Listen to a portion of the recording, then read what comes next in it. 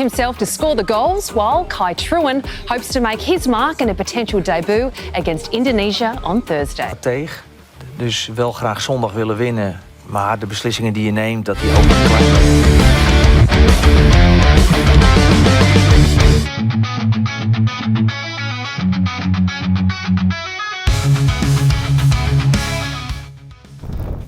Kesiapan menghadapi Australia dalam lanjutan babak ketiga sepertinya tidak hanya ditunjukkan oleh para pemain tapi juga para pendukung. Hal ini dibuktikan, rombongan pemain dan pelatih timnas Indonesia yang sudah tiba di Sydney mendapatkan sambutan meriah dari para supporter Garuda. Diketahui, 8 pemain Liga 1 beserta pelatih timnas Indonesia Patrick Kluivert berangkat dari Bandara Soekarno-Hatta, yakni pada hari Minggu 16 Maret pukul 22.20. Dikutip dari Instagram @jepretmedia, mereka pun sampai dengan selamat di Sydney pada hari Senin 17 Maret pagi. Hernando dan kolega yang memakai setelan jaket merah timnas Indonesia pun disambut dengan meriah. Mereka kemudian dikalungi kerangka bunga sebagai tanda ucapan selamat datang. Selanjutnya, mereka beristirahat ke hotel dan langsung memulai latihan. Ya, meski baru saja menempuh perjalanan udara yang cukup melelahkan, namun semangat dan ambisi terus ditunjukkan oleh para pemain. Memang, kali ini para pemain timnas Indonesia menjalani latihan ringan. Latihan berupa stretching dan angkat beban pun dilakukan di pusat kebugaran. Untuk hari ini sangat bagus. Anda tahu kita harus mengatur program dari para pemain, meski sedikit kelelahan karena banyak dari mereka berpuasa Ramadan. Ya, kelelahan karena puasa dan perjalanan panjang menjadi satu hal awal yang harus ditangani oleh para pelatih. Bagaimana tidak, pemain seperti Farah Jenner, Nathan Chuard, Marcelino Ferdinand, dan Ole Romeni harus menempuh perjalanan panjang melintasi 3 benua demi meraih hasil positif di Sydney Football Stadium pada 20 Maret mendatang. Meski begitu, 4 pemain timnas Indonesia yang berkarir di Liga Eropa tersebut memiliki satu misi utama, menjelang kualifikasi Piala Dunia 2026 zona Asia di grup C melawan Australia.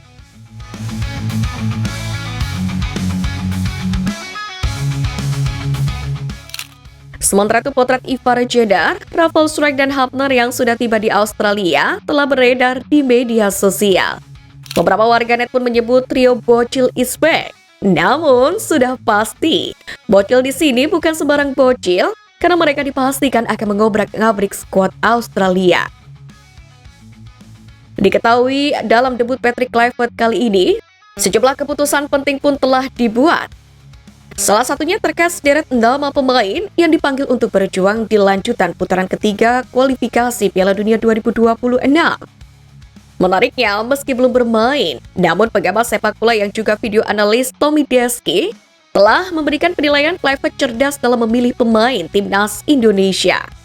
Hal itu bisa dilihat dari banyaknya pemain skuad Garuda yang pernah bersentuhan dengan ilmu kepelatihan Belanda. Mulai dari penjaga gawang, Martin Pals misalnya, kemudian ada Nadeo yang pernah dilatih oleh Patrick Wistra. Kemudian ada Septian Bagaskara, Egy dan Kambuaya yang sekarang bersama Dewa United dilatih pelatih asal Belanda juga. Jadi yang punya irisan keilmuan kepelatihan Belanda banyak dipanggil oleh Coach Patrick. Demikianlah penjelasan Tommy Deski.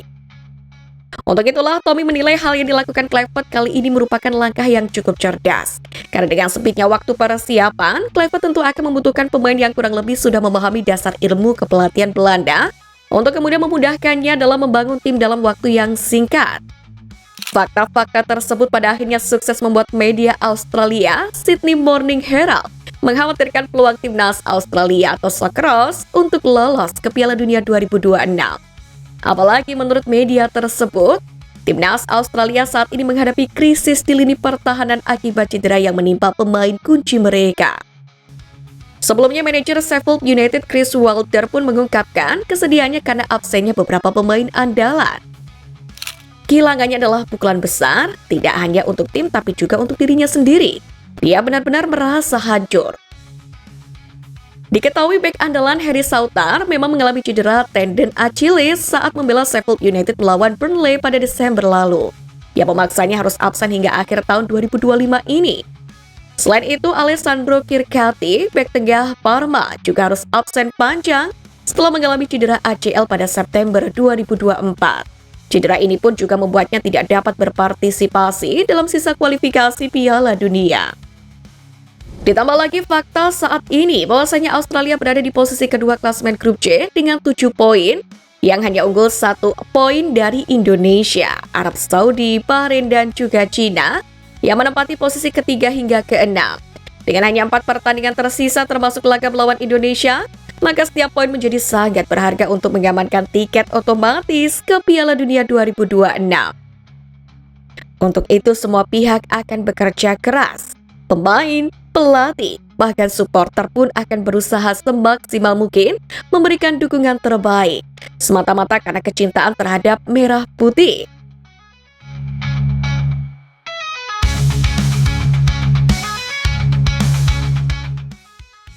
Ya, demi merah putih. Sikap itu sebelumnya pun juga secara terbuka telah dipertontonkan oleh Alex Pastoor, seorang pelatih top Eropa yang menolak tawaran menggiurkan dari klub besar demi timnas Indonesia. Keberadaan sosok asisten berusia 58 tahun ini pun begitu menenangkan, menumbuhkan keyakinan akan mimpi yang menjadi kenyataan. Padahal di saat bersamaan, dirinya mengaku diincar klub-klub Belanda. Bahkan kepada Football Premier, ia mengungkapkan pengakuan mencengangkan tentang tawaran dari klub Eredivisie SC Heerenveen. Namun demikian, Alex Pastoor sangat percaya dengan timnas Indonesia. Godaan dari Direktur Teknik SC Heerenveen pun tak mempan. Keinginan SC Heerenveen menjadikan Alex Pastoor mengganti Robin van Persie pun ditolak mentah-mentah.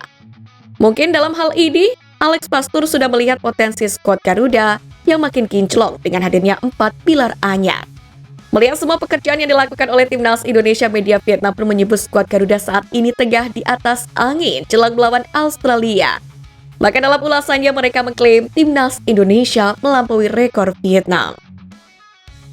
Selain memberikan dukungan, media Vietnam yang lain juga pasang badan untuk timnas Indonesia yang mendapatkan nyinyiran dari pelatih Bahrain, Dragan Talaci, yang menyebut timnas Indonesia sebagai tim cadangan Belanda. Meski mendapatkan sindiran tajam dari pelatih Bahrain itu, namun media Vietnam mengatakan peluang skuad Garuda untuk lolos ke putaran berikutnya sangat besar jika curi poin dari Australia. Tentu dalam hal ini reaksi dari media Vietnam dan Tri ini cukup mengejutkan. Pasalnya, sebelumnya rivalitas mereka dengan timnas Indonesia di level Asia Tenggara cukup kuat.